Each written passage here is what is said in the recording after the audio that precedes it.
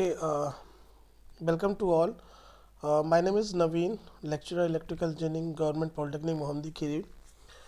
In this lecture, or you can say in this presentation, I am going to discuss about synchronous machine, जो कि basically BT के fifth semester के electrical engineering के electrical machine subject का एक topic है.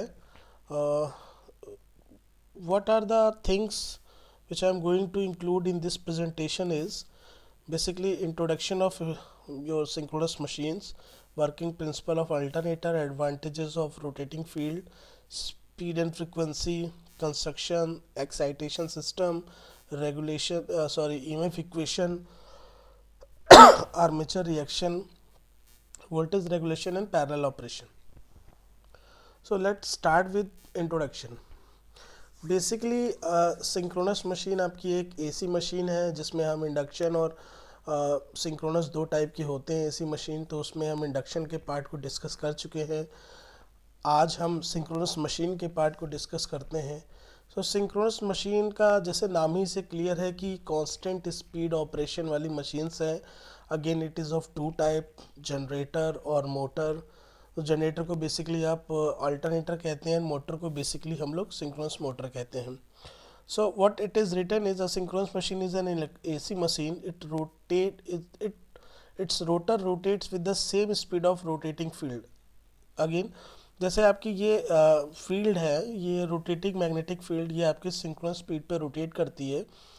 तो यहाँ पर रोटर इस रोटेटिंग मैग्नेटिक फील्ड के साथ सिंक्रोनस स्पीड पे ही रोटेट करेगा. एंड आपके स्टेटर पे जो ये टर्मिनल्स हैं इस पे दिस इज़ बेसिकली ऑल्टरनेटर की हम बात कर रहे हैं जिसमें एक रोटर पे एक आपने फील्ड सिस्टम दिया हुआ है, एक्साइटेशन सिस्टम दिया हुआ है. स्टेटर पे भी है आर्मेचर सिस्टम और टर्मिनल वोल्टेज जहाँ से हमें फेच करना है. ठीक है. So working principle of alternator को अगर आप डिस्कस करें, सो बेसिकली अल्टरनेटर में हम मैकेनिकल एनर्जी को इलेक्ट्रिकल एनर्जी में कन्वर्ट करते हैं. ठीक है. And what the thing is, see Faraday law of electromagnetic induction क्या कहता है कि whenever there is a relative motion between field and conductor, इन दोनों के बीच में अगर रिलेटिव मोशन है, इधर फील्ड रोटेट कंडक्टर कांस्टेंट और कंडक्टर रोटेट फील्ड कांस्टेंट, तो दोनों ही केस में इस कंडक्टर में एक इलेक्ट्रोमैग्नेटिक फील्ड या इलेक्ट्रोमोटिव फोर्स इंड्यूस होता है जिसको हम लोग वोल्टेज कहेंगे. जैसे आपने डीसी मशीन के केस में देखा था कि वहाँ पे हमने आर्मेचर कंडक्टर को रोटेट कराया था एंड फील्ड को कांस्टेंट रखा था. ठीक है. अपोजिट हम यहाँ पर अल्टरनेटर में क्या करेंगे, आर्मेचर कंडक्टर को हम कांस्टेंट रखेंगे स्टेटर पे and field system which is on rotor उसको हम रोटेट कराएंगे. सो बेसिकली एन अल्टरनेटर और synchronous generator works on the principle of electromagnetic induction. Okay, is that when the flux linking a conductor changes and EMF is induced in the conductor, when the armature winding of alternator subjected to rotating magnetic field and the voltage will generated in armature winding. Simple वही concept है कि यहाँ पे हम armature conductor को जो कि आपके स्टेटर पे रखा हुआ है कांस्टेंट है, फील्ड सिस्टम में आपका फ्लक्स है या फील्ड है उसको हम रोटेट करा रहे हैं. तो इस आर्मेचर कंडक्टर को ये फील्ड कट करेगी. तो जब भी ये कट करेगी तो इन आर्मेचर कंडक्टर्स पे थ्री फेस का आपको वोल्टेज प्रोड्यूस या वोल्टेज इंड्यूस्ड मिलेगा. That is your principle behind this. Now what are the advantages of rotating field. Like DC में तो हमने फील्ड को कांस्टेंट रखा था, फील्ड को हमने आपके स्टेटर पे रखा था, फिक्स किया था. बट एसी के केस में हम रोटेटिंग फील्ड की बात क्यों कर रहे हैं, हमने फील्ड को क्यों रोटेट किया, रोटर पे क्यों रखा. सो बहुत सारे इसमें रीजंस हैं. कुछ डिस्कस करते हैं. लाइक करंट जो आप डायरेक्टली फेच कर रहे हो टर्मिनल से स्टेटर के विदाउट द ब्रशेस, अगर आप ये मान के चलिए जब आप आर्मेचर पे, अगर आपका आर्मेचर कंडक्टर जो है रोटर पे होता और वहाँ से आपको करंट को फेच करना होता तो एक बहुत ही मुश्किल टास्क होता, क्योंकि आपकी वोल्टेज की जो जनरेटेड वोल्टेज की वैल्यू है वो बहुत ज़्यादा है. यहाँ पर हम 100 या 10 या 20 वोल्ट की बात नहीं कर रहे हैं, यहाँ पे हम थाउजेंड्स ऑफ वोल्ट्स में बात कर रहे हैं. ठीक है. सो current is drawn directly from the fixed terminal on the stator without the use of brush contacts. But अगर आप रोटर पे रखे होते तो you have to use slip rings, brushes and assemblies, उनकी maintenance cost, all these factors which includes कि वो आपको रोटर पे वोल्टेज को फेच होने से रोकते हैं. Insulation part is also concerned. The insulation of a stationary armature winding is easier rather to compare to rotor. और अगर rotor armature होता तो number of sliding contact slip ring is reduced. Moreover, the sliding contacts are used for low voltage DC sources. Again, armature winding can be constructed more rigidly to prevent deformation due to mechanical stress. Again, एक rotor पे high amount of voltage को fetch करना, उसमें भी आपका rotor rotate हो रहा है, घूम रहा है, उसके कंपैरिजन में स्टेटर पे आर्मेचर वोल्टेज को फेच करना is very very easy. That these are the reasons why we are taking rotating field और rotor as a field and stator as a armature. Come to the speed and frequency part. See, if P is the total number of field poles, small p is the pair of field poles, and n is the speed of field poles in rpm. ठीक है, small n is the speed of field poles in rps, and f is the frequency of generated voltage in hertz. Obviously we have n upon 60 equals to n and p by 2 is equals to p. So in one revolution the rotor or an armature coil is cut by p by 2 of north poles and p by 2 of south poles. Since one cycle is generated in armature coil, when a pair of field poles passes over the coil, the number of cycles generated in one revolution of the rotor will be equal to the number of pair of poles. Okay, so means the number of cycle per revolution is equals to p. Number of cycle per revolution is equals to p, and number of revolution per second is equals to n. Number of revolution per second is equals to n. So frequency is basically number of cycle per second. Frequency is number of cycle per second. आप ये कह दीजिए या कह दीजिए number of cycle पर revolution into revolution पर seconds. So this f is equals to p into n. हम n की वैल्यू पुट करेंगे, n की value is n by 60 and p की वैल्यू इज p by 2. तो यहाँ से आपकी आ जाएगी f is equals to p n upon 120 और ns is equals to 120 f over p. This is the synchronous speed and this is frequency. So basically जैसे एक example लीजिए कि अगर आपके दो पोल हैं तो दो पोल पे इंडिया में 50 हर्ट्ज़ की फ्रीक्वेंसी पे मैक्सिमम स्पीड आपकी कितनी होगी 3000 आरपीएम. इससे ज़्यादा पोल आप कर नहीं सकते, ठीक है, दो से ज़्यादा पोल कर नहीं सकते, दो से कम पोल कर नहीं सकते सॉरी, और जितने कम से कम पोल रहेंगे उतनी आपकी स्पीड ज़्यादा होगी.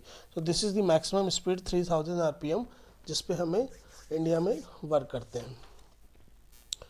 Now come to the construction part of synchronous machines. So we have again stator and rotor.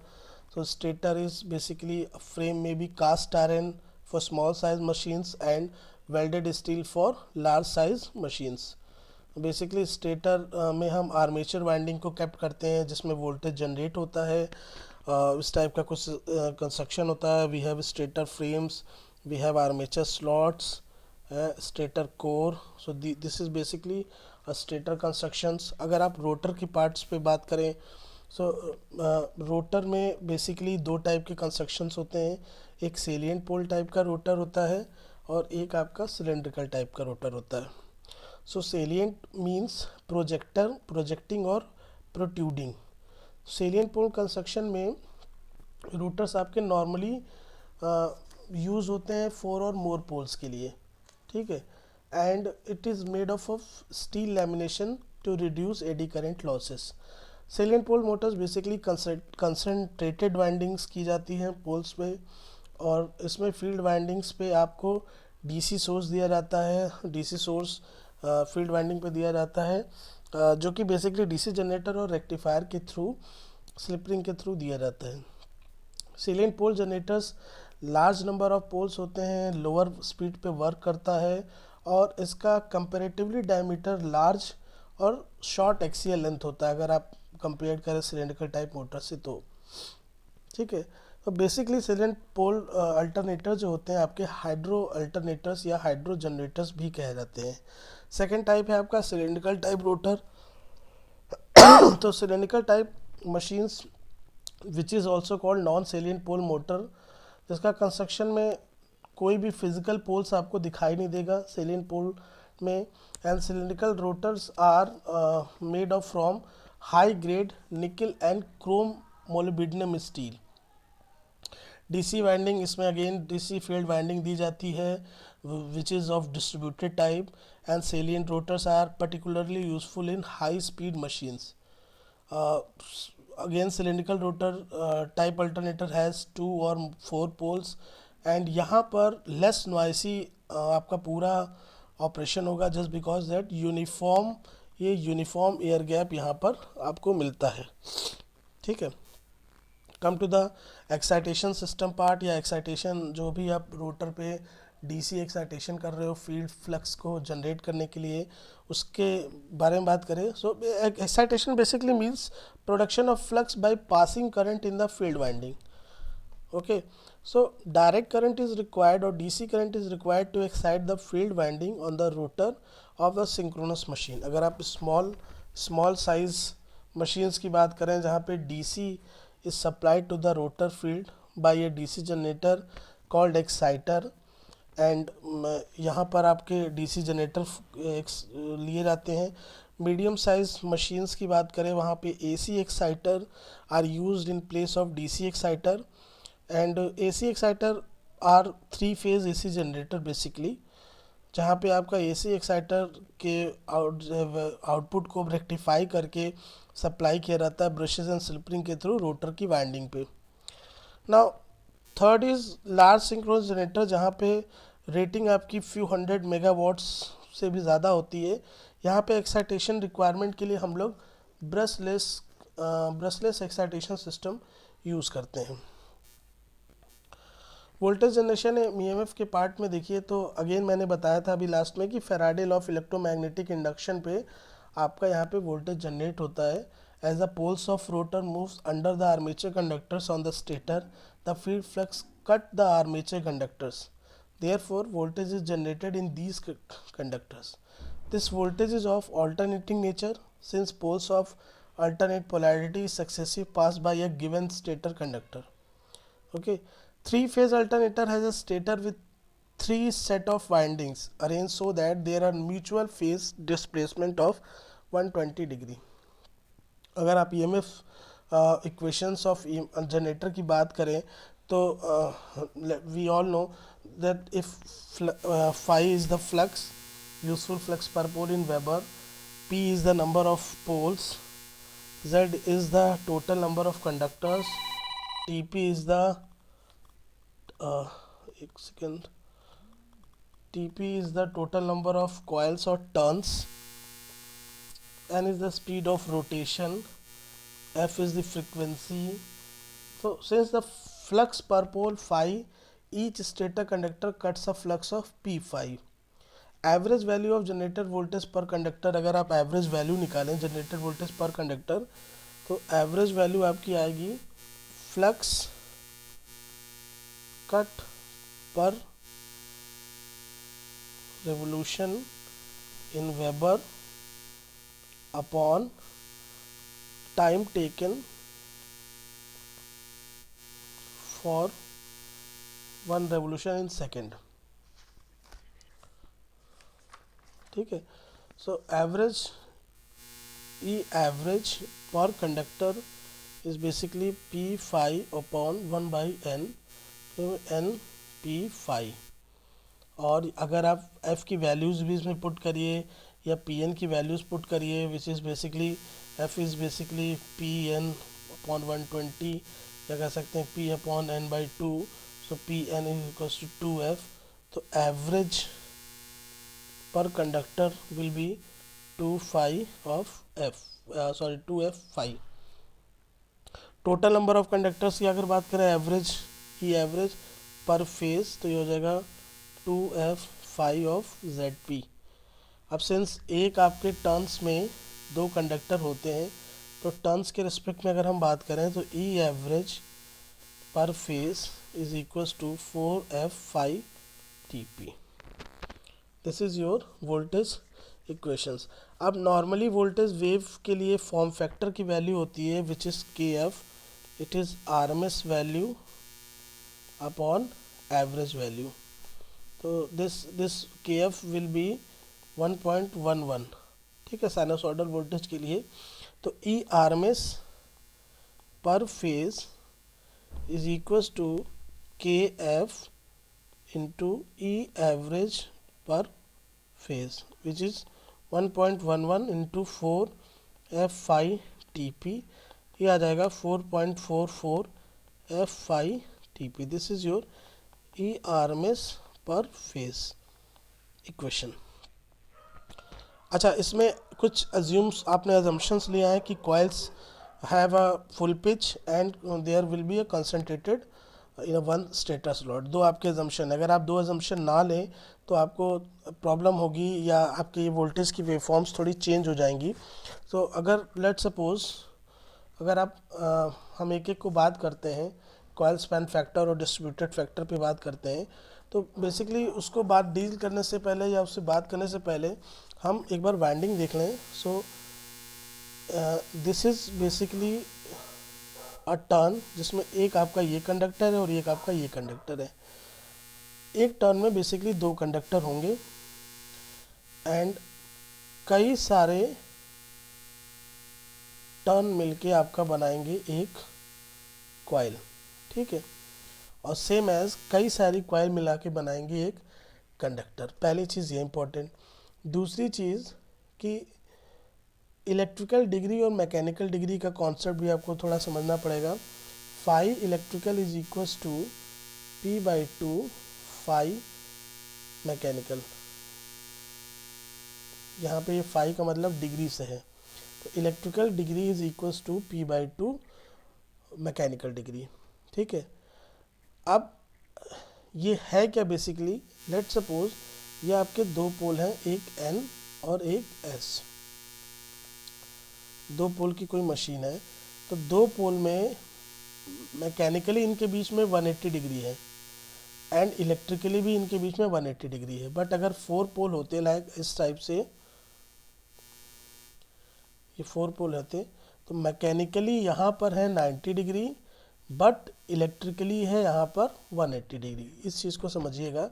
Mechanically position आपके पोल्स की जैसी पोजीशन है उसके अकॉर्डिंग हम लोग डिफाइन करते हैं, और हर दो पोल के बीच में 180 डिग्री इलेक्ट्रिकल श्योर होता है। बेसिकली पोल पिच कहते हैं दो पोल के बीच की दूरी। तो one pole pitch is equals to 180 degree electrical और 360 डिग्री अपॉन P मैकेनिकल, ठीक है। नाउ अब आते हैं हम कॉइल स्पैन फैक्टर और पिच फैक्टर के बारे में। लेट सपोज ये आपका N है और ये आपका S है। अगर आपके कंडक्टर ऐसे रखे हैं कि एक कंडक्टर आपका N पे और एक S पे है, तो इसको बोलेंगे फुल पिच। दो ये this is your coil span. दो आपके पोल के बीच की दूरी को हम लोग कहते हैं कॉइल स्पैन, और अगर दोनों की दूरी, दोनों के सेंटर पॉइंट की दूरी इक्वल है तो इसको बोलेंगे फुल पिच। सेम एज अगर this is your N, this is your S and यहाँ पर आपका जो कंडक्टर हमने स्लॉटिंग की है वो ऐसे की है, मतलब कुछ स्लॉट पहले ही आपने वाइंडिंग को घुमा लिया। तो यहाँ पर this is your 180 minus alpha and this is your alpha. तो हम लोग यहाँ पे बोलेंगे कि अल्फ़ा डिग्री से हमने वाइंडिंग को शॉर्ट की है। इस कंडक्टर में late this is your conductor 1, this is your conductor 2, तो दिस कंडक्टर 1 की वजह से अगर वोल्टेज EC1 है, कंडक्टर 2 की वजह से EC2 है, टोटल वोल्टेज आपका ये है EC। यहाँ पर क्या है, कंडक्टर 1 की वजह से मान लीजिए ये आपका वोल्टेज है लेट AB, एंड कंडक्टर 2 की वजह से ये वोल्टेज है लेट अल्फ़ा डिग्री पर BC। टोटल वोल्टेज का सम आपका आएगा AC, this is AC, let this is D। ठीक है, तो बेसिकली कॉइल स्पैन फैक्टर और पिच फैक्टर क्या कहता है कि it is defined as the ratio of voltage generated in a short pitch coil to voltage generated in a full pitch coil. This is your short pitch and this is your full pitch. Full pitch का मतलब है N और S के centre point पे आपके conductors हैं। Short pitch का मतलब है N और S के सेंटर पॉइंट पे कंडक्टर ना होके कुछ एंगल से शॉर्ट किया गया है। तो basically coil span factor is equals to actual voltage generated in a coil upon voltage generated in the coil if span is 180 degree. तो ये है कंडीशन नीचे वाली इसकी, और ये है कंडीशन एक्चुअली में क्या है। और इसको कह सकते हैं, इस केस में इसको कह सकते हैं phasor sum of average voltage of two coil. यहाँ पर फेजर सम क्या है, और upon this is phasor sum upon arithmetic sum. ठीक है, तो इस केस में है AC अपॉन 2AB। AC this is your phasor sum, और 2AB मतलब अगर ना होता फुल तो ये होता 2AB। तो इसको कहेंगे 2AD अपॉन 2AB, और this is cos alpha by 2। So basically Kc is equals to cos of alpha by 2. This is your coil span factor. Alpha is what, जितने एंगल से आपने इसको शॉर्ट किया है। ठीक है, शॉर्टिंग ऑफ और कॉर्डिंग को के एडवांटेजेस भी हैं कि जब आप शॉर्ट करते हैं वाइंडिंग को तो सेविंग होती है कंडक्टर की, एंड दूसरा कि हार्मोनिक डिस्टॉर्शन आपके रिड्यूस हो जाते हैं। सो दिस इज अगर आप वोल्टेज की क्वेश्चंस कैलकुलेट करेंगे विच वाज 4.44 FITP, इसमें हमें इस कॉइल स्पैन फैक्टर और अभी नेक्स्ट जो आएगा डिस्ट्रीब्यूशन फैक्टर, इनको कंसीडर करना पड़ेगा। ठीक है, इस पर देखना पड़ेगा कि आपकी वाइंडिंग्स किस तरीके से की गई हैं। तो this is basically KC, coil span factor. Next is your distribution factor. अगर आपने वाइंडिंग को एक ही स्लॉट में कंसंट्रेटेड वाइंडिंग की है, लाइक यहाँ पे ये स्लॉट्स हैं और यहाँ पे आपने वाइंडिंग ऐसे ऐसे की है, then it is okay. But अगर आपने वाइंडिंग को डिस्ट्रीब्यूट की है कई स्लॉट्स में, लाइक सपोज ये आपने ये कोई 2 पोल की है और आपने के स्लॉट एक ये है, एक ये स्लॉट है, 2 स्लॉट है, 3 स्लॉट है, m नंबर ऑफ स्लॉट्स हैं, कुछ ये वोल्टेज है, फिर ये वोल्टेज है, फिर इस पर ये वोल्टेज है, इस पर ये वोल्टेज है, और आपने सब पर वाइंडिंग की हुई है, डिस्ट्रीब्यूट की हुई है। ठीक है, सेंटर पॉइंट सबका O है, और 2 स्लॉट इस सेंटर पॉइंट पे एक एंगल बना रहे हैं, that angle is your beta. और let we have m number of slots, so ये sorry m number of slots हैं। तो ये आपका, अगर हम इससे इसको मिलाएं, इससे इससे को मिलाएं, ये टोटल आपका बन रहा है m बीटा। ठीक है, सो बेसिकली यहाँ पे m क्या है, बीटा क्या है। m is basically slots per पोल पर phases, and beta is angular displacement between adjacent slots in electrical degree, और इसको कह सकते हैं 180 degree upon slots per pole, या 180 degree into poles upon slots. ठीक है, तो बेसिकली डिस्ट्रीब्यूटेड वाइंडिंग में जो ब्रीथ फैक्टर होता है या डिस्ट्रीब्यूशन फैक्टर होगा, दैट मीन्स कि it is the ratio of actual voltage obtain to the possible voltage if all the coils of polar group were concentrated in a single slot. अभी क्या voltage की situation है और तब क्या होती जब सब एक ही स्लॉट में होते, उस के रेशियो को हम लोग कहते हैं डिस्ट्रीब्यूशन फैक्टर और K D. It is phasor sum of coils voltage per phase upon arithmetic sum of coil voltage per phase, इस केस में। ठीक है, तो इस केस में यहाँ अर्थमेटिक सम क्या है, एम ऑफ ई सी, सबका अगर वोल्टेज है E C total M number है, तो अर्थमेटिक सम आपका हो जाएगा M of E C. Phasor sum क्या होगा, यहाँ से लेके यहाँ तक, let this is point A, तो दिस होगा, एक एक करके निकालते हैं। अर्थमेटिक सम होगा आपका एम ऑफ ई सी, ठीक है, या एम ऑफ ए बी, यहाँ से ए है, this is A, let this is B, M times A B, और सेंटर पॉइंट ये एम है, तो this is your and this is your beta by 2। तो इसको या तो लिख सकते हैं एम ऑफ 2 ए एम, या यहाँ से ये आ जाएगा 2m O A sine beta by 2। ऐसे ही phasor sum, this is equals to A F total this value यहाँ से लेके यहाँ तक, और this is equals to 2 of A G yours mid point, this is A G, ये आ जाएगा, this is equals to 2 O A sine M beta by 2। तो यहाँ से के डी आपका आ जाएगा sine of M beta by 2 upon M sine of beta by 2। This is your distribution factor. Okay, so actual voltage आपका जो generated होगा per phase, that is 4.44 KC coil span factor, distribution factor, frequency, flux and turns, इन सब के combination को हम लोग कहेंगे actual voltage generated per phase in a synchronous generator. Next, what is armature reaction. Armature reaction आपको जब मैंने डीसी में पढ़ाया था तो बताया था, it is of effect of armature flux over field flux, की आर्मेचर फ्लक्स पे जो आर्मेचर में जो वोल्टेज जनरेट हो रहा है उसकी वजह से भी एक फ्लक्स पैदा हो रहा है, वो फ्लक्स आपके फील्ड फ्लक्स पे कैसा इफेक्ट डाल रहा है, that is your armature reaction. ठीक है, सो आर्मेचर रिएक्शन आपके सिंक्रोनस जनरेटर में भी होगा, सिंक्रोनस मोटर में भी होगा। सो अलग अलग पावर फैक्टर या अलग अलग lead lag unity power factor पर डिपेंड करता है कि आर्मेचर रिएक्शन कैसा इफेक्ट आपके डालेगा। लाइक अगर आप यूनिटी पावर फैक्टर की बात करें, so this is your flux and 90 degree lagging होता है आपका वोल्टेज। यूनिटी पावर फैक्टर है तो करंट भी आपका इसी वोल्टेज पे लाई करेगा। सो यहाँ पर यूनिटी पावर फैक्टर के केस में आर्मेचर रिएक्शन इस फ्लक्स को कर रहा है cross magnetising,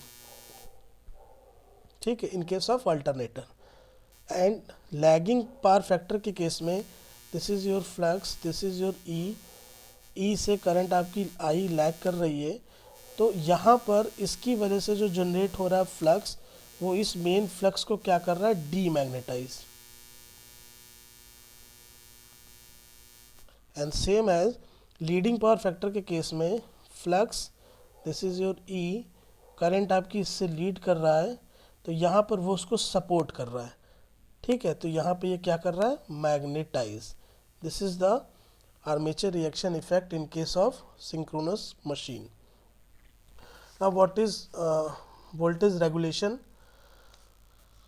Again, voltage regulation of synchronous generator is the rise in voltage at the terminals when the load is reduced from full load to rated value. Okay, so what is the time? Time is running out. So basically voltage regulation is your this EM up minus V upon V, rise in voltage full load से no load पे, ठीक है। So no load से full load के बीच का जो difference होगा that is your voltage regulation और रेगुलेशन को डिटरमाइन कैसे करते हैं? बेसिकली दो मेथड्स हैं हमारे पास, डायरेक्ट लोड मेथड और इनडायरेक्ट लोड या इनडायरेक्ट मेथड्स। डायरेक्ट मेथड्स में हम अल्टरनेटर को सिंक्रोनस स्पीड पर रन कराते हैं, लोड वैरी करते हैं और अमीटर वोल्टमीटर की रीडिंग्स लेते हैं। अगेन अमीटर वोल्टमीटर की रीडिंग लेने के बाद आप लोड को हटा देते हैं। सो वहाँ पे आपको EA की वैल्यू मिल जाती है जब आप लोड को हटाते हैं, और जब लोड होता है तो V की वैल्यू मिलती है। इससे आप डायरेक्टली यहाँ पे निकाल सकते हो। इनडायरेक्ट टेस्ट में या इनडायरेक्ट मेथड्स में बेसिकली हमारे पास तीन मेथड्स हैं। EMF मेथड जिसको आप कहते हो synchronous impedance method, MMF method जिसको हम लोग बोलते हैं ampere turns method, and ZPFC method जिसको बोलते हैं ज़ीरो पावर फैक्टर मेथड और पोर्टियर मेथड्स। तीन मेथड है EMF, MMF एंड पोर्टियर मेथड्स। इन तीनों मेथड से हम वोल्टेज को कैलकुलेट करते हैं, वोल्टेज को निकालते हैं। तो आपके बेसिकली सिलेबस में मेरे ख्याल से EMF मेथड होगा या इम्पिडेंस मेथड होगा। तो उसके पहले आप इम्पिडेंस जानिए। इम्पिडेंस क्या होता है? बेसिकली जो आपका एक्साइटेशन होता है या जो एक्चुअल वोल्टेज जनरेट हो रहा होता है मशीन में, उसके दो कंपोनेंट होते हैं। एक कि बिना आर्मेचर रिएक्शन के टाइम कितना वोल्टेज जनरेट हो रहा है, और आर्मेचर रिएक्शन के साथ, तो ये आपका होगा EA। अब जो आपका आर्मेचर रिएक्शन है वो एक वोल्टेज का इफेक्ट होता है चेंज इन फ्लक्स की वजह से, तो उसकी वजह से इंडक्टिव रिएक्टेंस का कॉन्सेप्ट आता है। सो बेसिकली EAR क्या होता है आपका? Minus of JAR into IA। Inductive reactance और करंट के मल्टीप्लिकेशन से आपका जो voltage, this is basically fictitious reactance, इससे जो आपका पैदा हो रहा है वो आर्मेचर रिएक्टेंस का वोल्टेज है। एंड इस रिएक्टेंस और बाकी के जो रिएक्टेंस या जो वोल्टेज ड्रॉप्स हैं उसको माइनस करने के बाद आपका आता है ये AR IA minus J of XA IA minus RA IA। Basically this is due to self inductance, ठीक है, या सेल्फ इंडक्टिव रिएक्टेंस की वजह से, this is because of armature resistance की वजह से, and this is because of armature reaction की वजह से। ये उनके armature resistance drop, armature leakage reactance drop and armature reaction drop. इनको जब हम माइनस करेंगे या यहाँ से सिंक्रोनस रिएक्टेंस निकालेंगे तो सिंक्रोनस रिएक्टेंस आपका हो जाएगा SA प्लस SAR, ठीक है।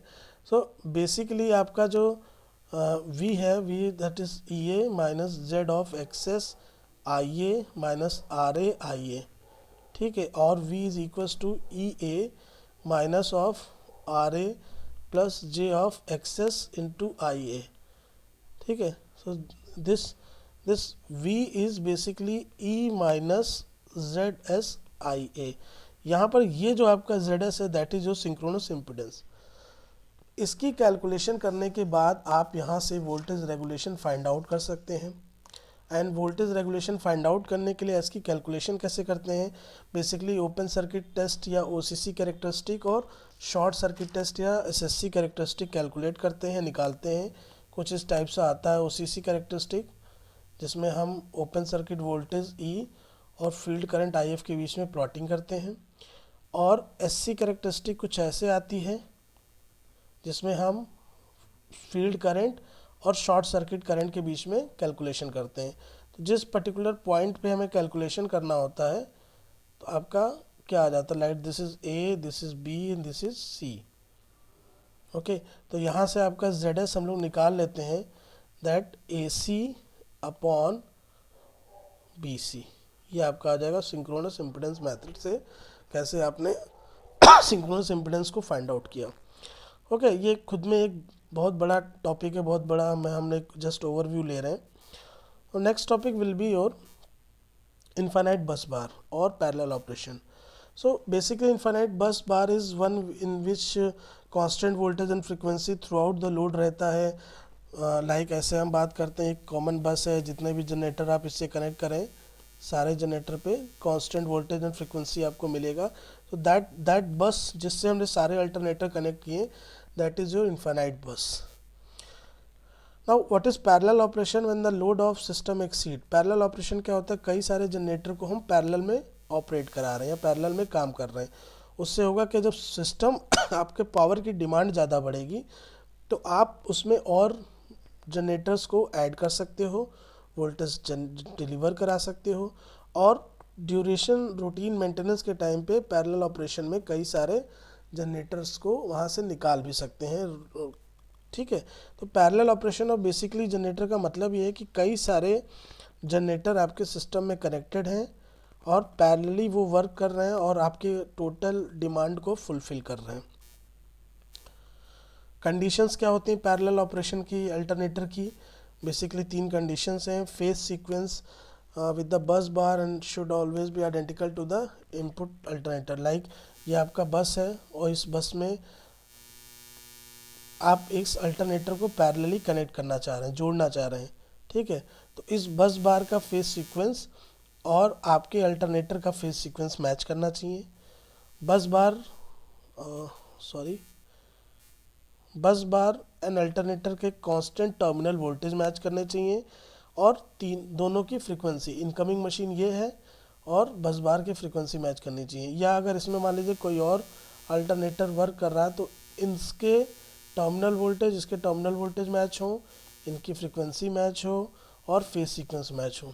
ठीक है, तो this is your incoming machine and this is your running और लाइव मशीन। तो these 3 are the conditions for parallel operation. So this is basically of synchronous generator के बारे में हमने बात की। अभी सिंक्रोनस मोटर के बारे में भी और आपसे बात करनी है, but will discuss this topic synchronous motor in our next segment. Till then, thank you for watching my video, or thank you for attending my class. Please do subscribe my channel Polytech Guru. If you have any suggestions, if you have any feedback or any comments, do comments in the comment segment. Okay, thank you for watching my video. Thank you.